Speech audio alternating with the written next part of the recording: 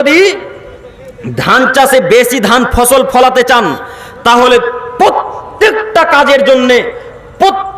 কাজের জন্য রাতের সলাতের বিকল্প কোনো সলাত নাই। কেউ যদি বড় ব্যবসায়ী হতে চায়, কেউ যদি মনে করে আমি বিল গেটসের মতো ধনী হব, কেউ যদি মনে করে আমি মুকেশ আম্বানির মতো ধনী হব, তাহলে তাকে রাতের সলাত আদায় করা লাগবে। কিসের সলাত? রাতের সলাত, অর্থাৎ তাহাজ্জুদের সলাত। দেখবেন, একটু আমার দিকে তাকান। আচ্ছা, মুহাম্মদ সাল্লাল্লাহু আলাইহি সাল্লাম কেমন নবী বলেন তো দেখি? কথা বলে না? কেমন নবী গো? বিশ্ব নবী, তাই না?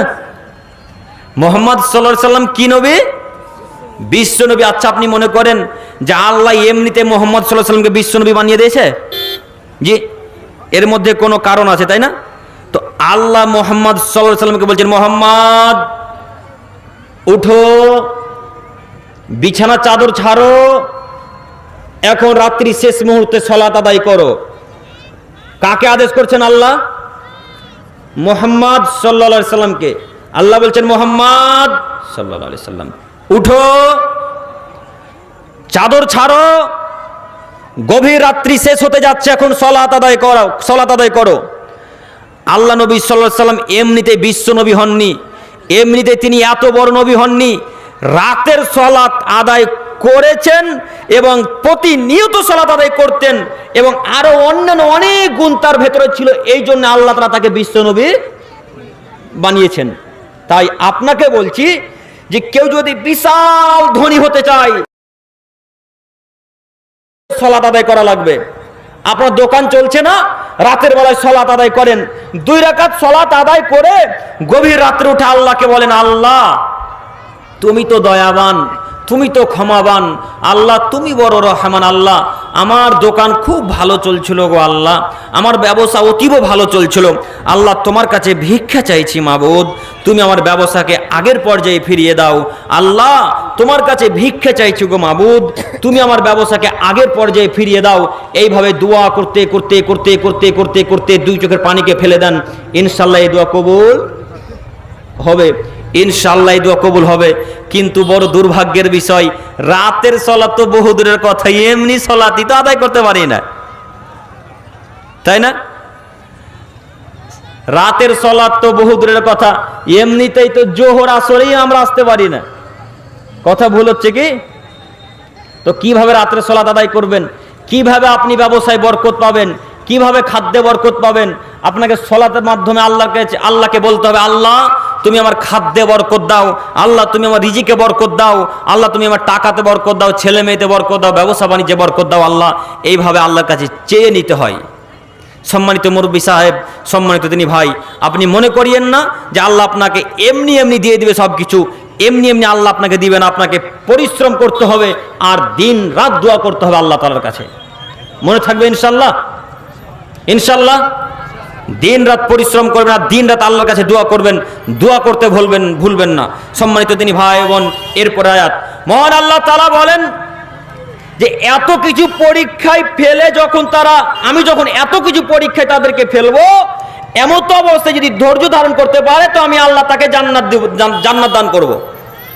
পরের অংশে আল্লাহ বলছেন, আল্লাযীনা ইযা আসাবাতুহুম মুসিবা, যখন তাদের উপরে বিপদ আপদ আসে, যখন তাদের উপরে কষ্ট বিপদ আসে, তখন তারা বলে ইন্না লিল্লাহি ওয়া ইন্না ইলাইহি রাজিউন, আল্লাহ আমরা সবাই তোমার জন্য, আমাদের সবাইকে তোমার নিকটে ফেরত যেতে হবে। এই বাক্য কখন বলা লাগবে? যখন বিপদ ঘটবে। আমি আপনি জানি যে শুধু মৃত্যু সময়তে এই দোয়া বলতে হয়, তাই না? যখন আপনাদের মুয়াজ্জিন সাহেব ঘোষণা করে যে বাঘুয়ার অমুক গ্রামের অমুকের ছেলে মারা গেছে, সকলেই বলেন ইন্না লিল্লাহি ওয়া ইন্না ইলাইহি রাজিউন, শুধু এই সময়তেই এই দোয়াটা পড়েন, তাছাড়া অন্য সময়তে পড়েন? আপনি কি মনে করেন এটাই শুধু বিপদ? রাস্তাতে চলে যাচ্ছেন, রাস্তাতে যেতে যেতে যেতে যেতে ওই আপনাদের হরিশ্চন্দ্রপুর স্টেশনে উঠবেন, তো উঠতে গিয়ে বাইক নিয়ে ওই পাথরগুলো যেখানে রাখা আছে ওখানে পড়ে গেলেন বাইক নিয়ে, এখন কি বলা লাগবে? ইন্না লিল্লাহি ওয়া ইন্না ইলাইহি রাজিউন। শুধু কি আপনারা মনে করেন যে মৃত্যুটাই বিপদ? না, এটাও বিপদ একটা। জি, এটাও একটা বিপদ। আপনি হাঁটছেন, হাঁটতে হাঁটতে একটা পাথরে এই বৃদ্ধা আঙুলের নখটা একেবারে উঠে গেল, এখন কি বলা লাগবে? ইন্না লিল্লাহি ওয়া ইন্না ইলাইহি রাজিউন। আরবদের একটা নীতি আছে কি জানেন? যদি ছোট থেকে ছোট বাচ্চা যদি পড়ে যায়, মনে করেন একটা বাচ্চা ছেলে সাইকেল চালাচ্ছে, একটু আমার দিকে তাকান,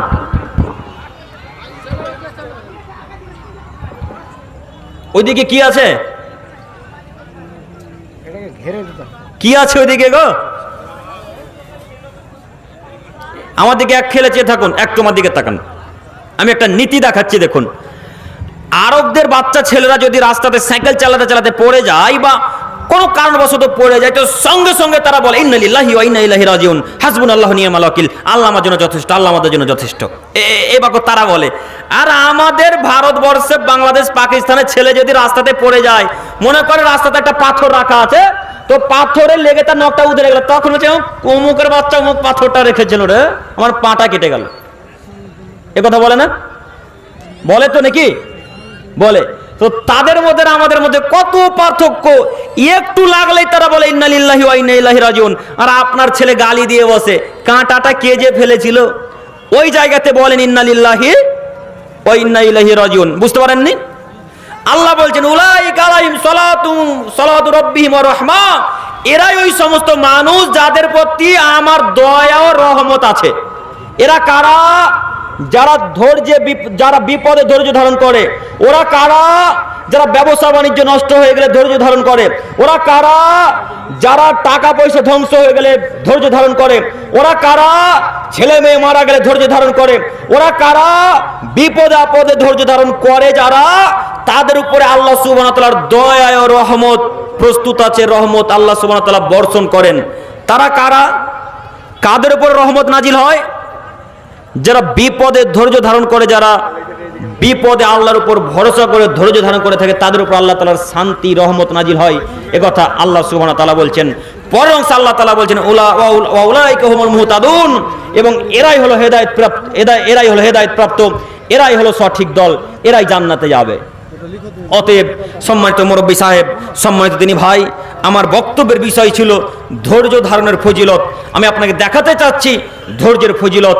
এরপরের আয়াত মহান আল্লাহ তাআলা বলেন অসবির ওয়া মা সাবরুক ইল্লা বিল্লাহ। মুহাম্মদ সাল্লাল্লাহু আলাইহি সাল্লাম, আপনি ধৈর্য ধারণ করুন। ওয়া মা সাবরুক ইল্লা বিল্লাহ, আপনার ধৈর্য যেন আল্লাহ ব্যতীত আর কারোর উপরে না হয়।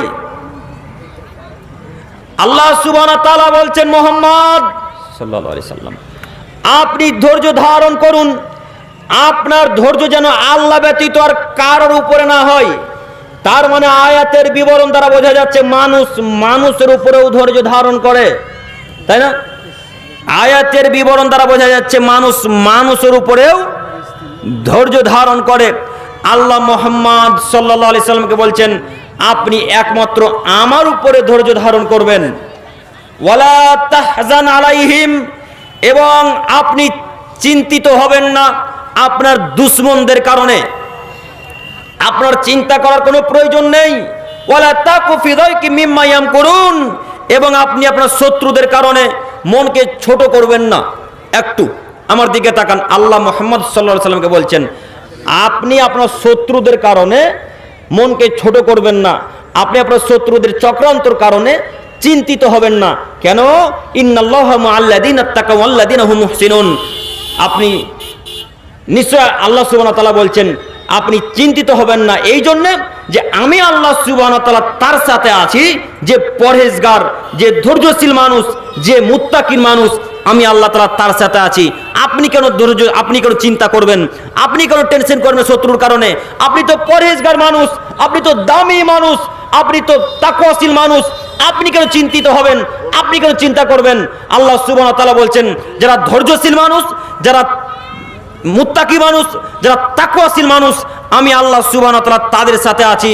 সম্মানিত মুরব্বী সাহেব, এইখানে আরো একটি জরুরি কথা হচ্ছে এই যে আপনার শত্রু যতই বড় হোক না কেন, আপনার শত্রু যতটাই বদ হোক না কেন, আপনি ভরসা করবেন কার উপরে? আল্লাহর উপরে।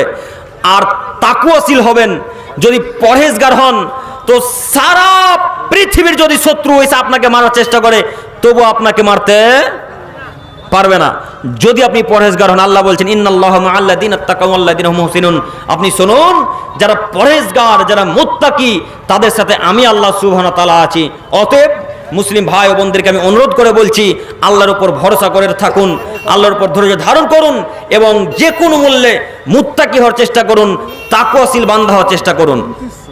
সম্মানিত মুরব্বী সাহেব, এরপরের আয়াত মহান আল্লাহ সুবহানাহু ওয়া তাআলা বলেন ওয়াল্লাযীনা সাবারু ইবতিগা ওয়াজহি রাব্বিহিম। হে মুহাম্মদ, আদমের ছেলে মেয়ে তোমরা শোনো, তোমাদের মধ্যে যদি কোনো মানুষ আল্লাহকে খুশি করার উদ্দেশ্যে ধৈর্য ধারণ করে, আমার দিকে তাকান, আল্লাহ সুবহানাহু ওয়া তাআলা বলছেন আদমের ছেলে মেয়ে তোমরা যদি আমাকে খুশি করার উদ্দেশ্যে ধৈর্য ধারণ করো, ওয়া আকামুস সালাত, এবং তোমরা যদি সালাত আদায় করো, ওয়া আনফাকু মিম্মা রাযাকনাহুম সিররান ওয়া আলানিয়া, এবং আমি আল্লাহ তাআলা তোমাদেরকে যে রিজিক দিয়েছি, যে খাদ্য দিয়েছি, সেই রিজিক, সেই খাদ্য, সেই টাকা থেকে যদি তোমরা গোপনে এবং প্রকাশ্যে আল্লাহর রাস্তায় ব্যয় করো, আল্লাহর রাস্তায় খরচ করো, ওয়ায়াদরাউনা বিল হাসানাতি সাইয়্যাত, এবং মন্দের বিপরীতে যদি ভালো কাজকর্ম করো, উলাইকা লাহুম উকবাদ্দার, তাহলে আমি আল্লাহ সুবহানাহু ওয়া তাআলা তোমাদের জন্য জান্নাতে একটা ঘর প্রস্তুত করে রেখেছি। আল্লাহু আকবার। আয়াতের অর্থ বুঝতে পারেননি কি মুরব্বী সাহেবের? আয়াতের অর্থ বুঝতে পেরেছেন? আয়াতের অর্থ যদি বুঝতে না পারেন আবারও শোনেন। আল্লাহ বলছেন উলাইকা লাহুম উকবাদ্দার, তাদের জন্য আমি আল্লাহ তাআলা জান্নাতে একটা ঘর তৈরি করে রেখেছি। তাদের জন্য আমি আল্লাহ সুবহানাহু ওয়া তাআলা একটা জান্নাতে ঘর প্রস্তুত করে রেখেছি। কাদের জন্য? যারা মন্দের বিপরীতে ভালো কাজ করে, অর্থাৎ যেখানে খারাপ কাজ কর্ম দেখে সেখানে ভালো কাজের আদেশ করে, খারাপ কাজে বাধা দেয়, তাদের জন্য। আর কারা? যারা সালাত আদায় করে এবং যারা প্রকাশ্যে এবং গোপনে আল্লাহর রাস্তায় টাকা খরচ করে, তাদের জন্য আমি আল্লাহ তাআলা জান্নাতে একটা ঘরকে প্রস্তুত করে রেখেছি, তৈরি করে রেখেছি। সম্মানিত দিনী ভাই, আপনাকে আমি কি দিয়ে বুঝাই এই আয়াতের অর্থ? আপনাকে আমি এই আয়াতের অর্থ কি দিয়ে বুঝাবো? আল্লাহ সুবহানাহু ওয়া তাআলা বলছেন পৃথিবীর মানুষ তোমরা একমাত্র আমার উপরে ধৈর্য ধারণ করো, আমি আল্লাহ সুবহানাহু ওয়া তাআলা তোমাদের জন্য জান্নাতে ঘরকে প্রস্তুত করে রেখেছি। সম্মানিত দিনী ভাই, তার মানে আয়াতের অর্থ দ্বারা বোঝা যাচ্ছে যে মানুষ আল্লাহর উপর ভরসা করে না, মানুষ আল্লাহর উপর ধৈর্য ধারণ করে না, মানুষ মানুষের উপর ধৈর্য ধারণ করে। আর একটা হাদিস বলে এই আয়াত এবং হাদিসের ব্যাখ্যা একসাথে করবো ইনশাআল্লাহ। একটু আমার দিকে তাকান। আনাস ইবনে মালিক রাদিয়াল্লাহু তাআলা আনহু থেকে বর্ণিত, তিনি বলেন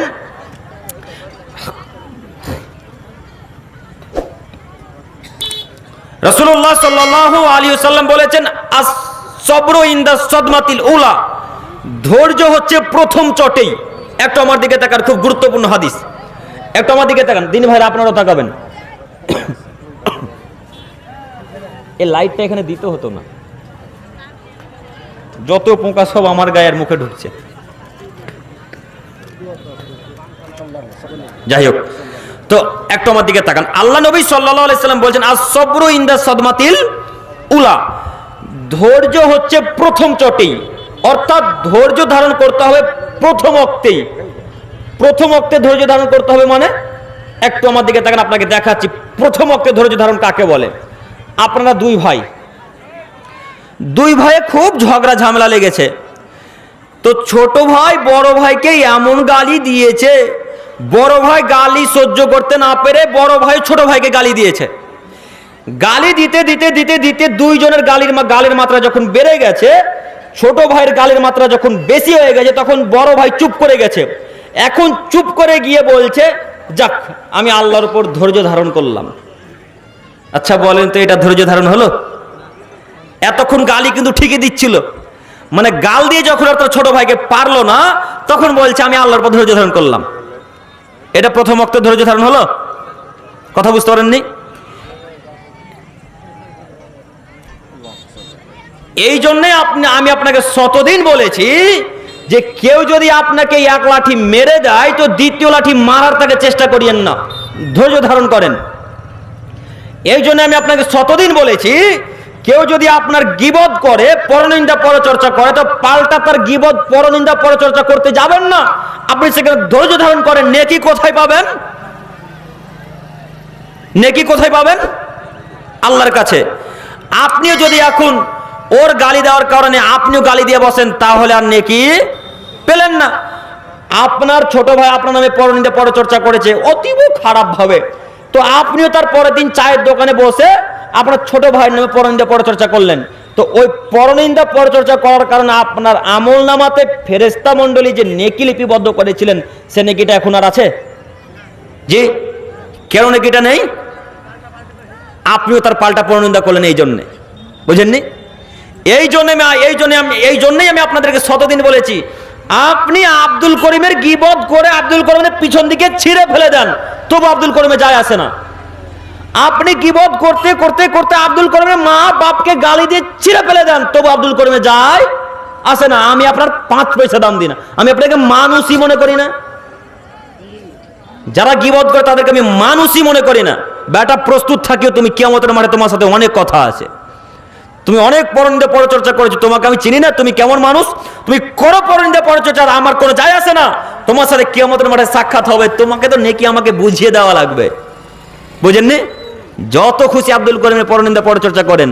আপনাকে শতদিন বক্তব্যের মাঝে আমার বলা আছে যে কেউ যদি গালি দিয়ে দেয় পাল্টার গালি দেওয়া লাগবে না, কেউ যদি 2 লাঠি মেরে দেয় তাকে 3 লাঠি মারা আর লাগবে না, কেউ যদি আপনাকে গালি জুতার বাড়ি মেরে দেয় তো তাকে দ্বিতীয়বার জুতার বাড়ি মারার চেষ্টা করিয়েন না।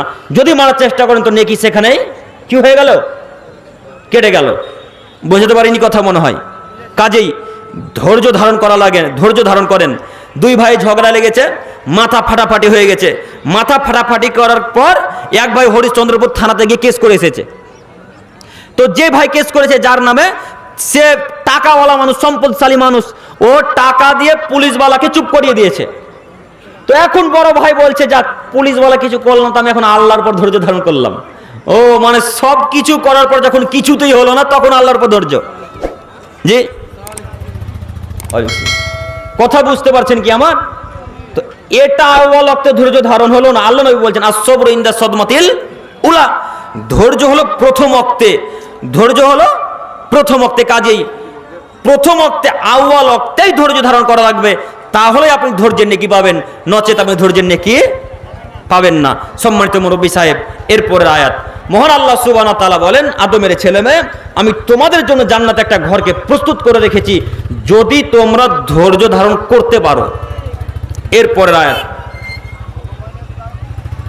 আল্লাহুম্মা সাল্লি আলাইহি। সম্মানিত মুরব্বী সাহেব, একটু আমার দিকে তাকান।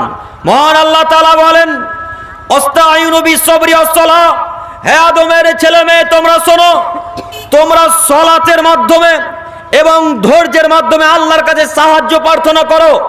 আদমের ছেলে মেয়ে তোমরা ধৈর্যের মাধ্যমে সালাতের মাধ্যমে আল্লাহর কাছে সাহায্য প্রার্থনা করো। ওয়া ইন্নাহা লাকাবীরাতুন ইল্লা আলাল খাশিঈন, নিশ্চয়ই সালাত তাদের জন্য খুব কঠিন যারা আল্লাহকে ভয় করে না।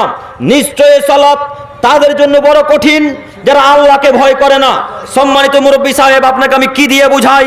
আল্লাহ সুবহানাহু ওয়া তাআলার বাণী।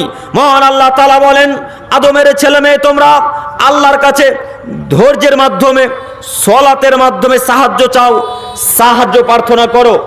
আপনার বিপদ এসেছে, এখন 2 রাকাত সালাত আদায় করা লাগবে।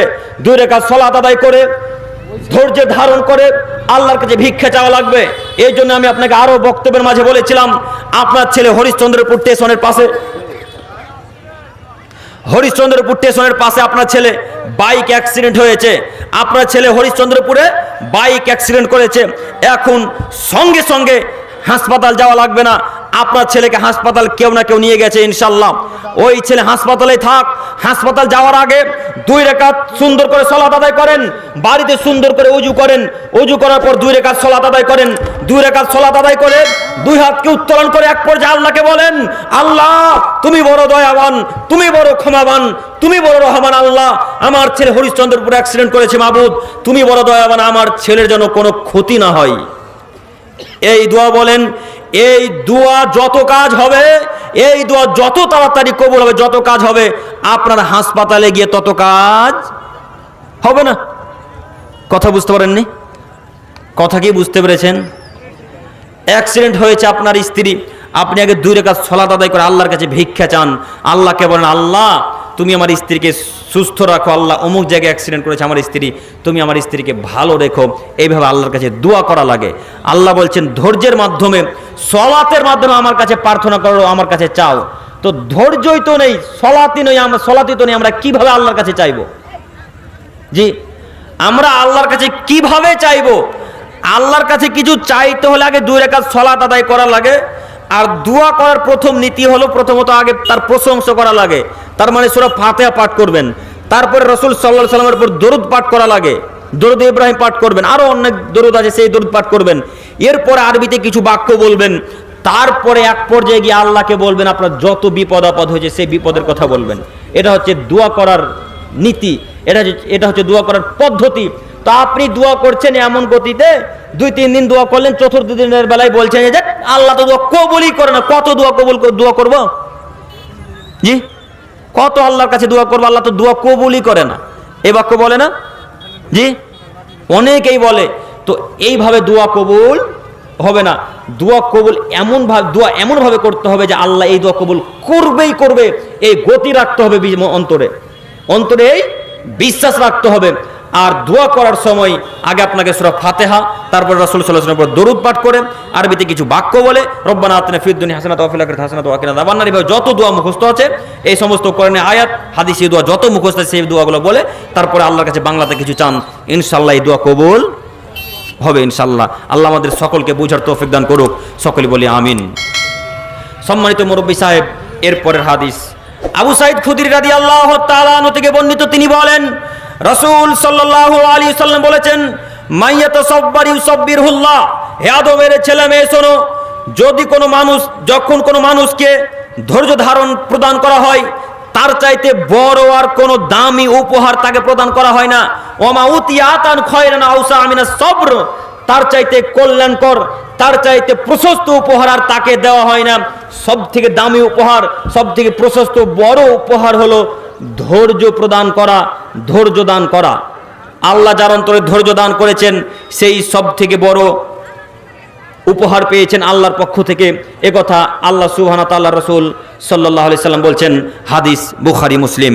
সম্মানিত তিনি ভাই, আপনাকে আমি অনুরোধ করে বলি যে ধৈর্য ধারণ করার চেষ্টা করেন। যে কোনো বিপদে ধৈর্য ধারণ করেন, আল্লাহ সুবহানাহু ওয়া তাআলা এবং আল্লাহ রাসূল সাল্লাল্লাহু আলাইহি সাল্লামের পদ্ধতি অনুযায়ী চলেন, জান্নাত হবে ইনশাআল্লাহ। এটা আশা আমরা করতে পারি। এরপরের হাদিস আবু হুরায়রা রাদিয়াল্লাহু তাআলা আনহু থেকে বর্ণিত, তিনি বলেন রাসূল সাল্লাল্লাহু আলাইহি সাল্লাম বলেছেন লাইসাস সাদিদু বিসুরাহা ইন্নামাস সাদিদুল্লাযী ইয়ামলিকু নাফসাহু ইনদাল গাদাব। আদমের ছেলে মেয়ে শোনো, তোমাদের মধ্যে ওই ব্যক্তি সবথেকে শক্তিশালী নয়, তোমাদের মধ্যে ওই ব্যক্তি সবচেয়ে শক্তিশালী নয় যে তার প্রতিপক্ষকে ধরে আছাড় দিয়ে ফেলে দিতে পারলো, সেই ব্যক্তি তোমাদের মধ্যে সবচেয়ে শক্তিশালী নয়। তাহলে শক্তিশালী কে? শক্তিশালী তো সেই যে রাগের অবস্থাতে নিজেকে কন্ট্রোল করে নিতে পারে, সেই হলো সব থেকে শক্তিশালী মানুষ। রাগের অবস্থাতে নিজেকে ধৈর্য ধারণ করে কন্ট্রোল করে নিতে পারে যে সেই হলো সব থেকে ধৈর্যশীল মানুষ, সেই হলো সব থেকে শক্তিশালী মানুষ। একথা মুহাম্মদ সাল্লাল্লাহু আলাইহি সাল্লাম বলেন। সম্মানিত মুরব্বী সাহেব, আমি আপনাকে অনুরোধ করে আরো বলি, যুবক ভাই তোমাকে বিশেষ করে বলি, 2 ভাই ঝগড়া লেগেছে, 2 বন্ধুতে ঝগড়া লেগেছে, তুমি শরীর স্বাস্থ্য তোমার ভালো, তুমি হৃষ্টপুষ্ট, তুমি মোটা তাজা পালোয়ান মানুষ, তুমি তোমার বন্ধুকে একবারে আছাড় দিয়ে ফেলে দিয়ে তুমি মনে করছো আমি সব থেকে পালোয়ান, আমি সব থেকে বাহাদুর। সেই ব্যক্তি বাহাদুর নয়, সেই ব্যক্তি শক্তিশালী নয় যে আছাড় দিয়ে তার প্রতিপক্ষকে, তার বন্ধুকে, তার শত্রুকে, তার ভাইকে ফেলে দিল। সেই ব্যক্তি শক্তিশালী নয়। শক্তিশালী তো সেই ব্যক্তি যে নিজেকে রাগের মাথাতে কন্ট্রোল করে নিতে পারলো। সম্মানিত মুরব্বী সাহেব, এখানে একটা প্রশ্ন থেকে যায় যে আব্দুল করিম ভাই, এমত অবস্থায় এত রাগ উঠেছে, এই রাগের অবস্থাতে কিভাবে নিজেকে কন্ট্রোল করব, তাই না? এটা একটা প্রশ্ন থেকে যায় না, যে খুব রাগ উঠে গেছে আব্দুল করিম ভাই, এই রাগের অবস্থাতে কিভাবে নিজেকে কন্ট্রোল করব। জি হ্যাঁ, আপনাকে আমি পদ্ধতি শিখাচ্ছি। রাগ উঠে গেছে, সঙ্গে সঙ্গে আউযু বিল্লাহি মিনাশ শাইতানির রাজিম পাঠ করেন। কেন? এখন এই রাগ শয়তান রাগ করাচ্ছে। সঙ্গে সঙ্গে কি পাঠ করবেন? আউযু বিল্লাহি মিনাশ শাইতানির রাজিম পাঠ করবেন। ঝগড়া লেগেছে তখনই সেখান থেকে হটে যাওয়ার চেষ্টা করেন। যদি হটে যান তাহলে ঝগড়া থেমে যাবে ইনশাআল্লাহ। যদি সেখান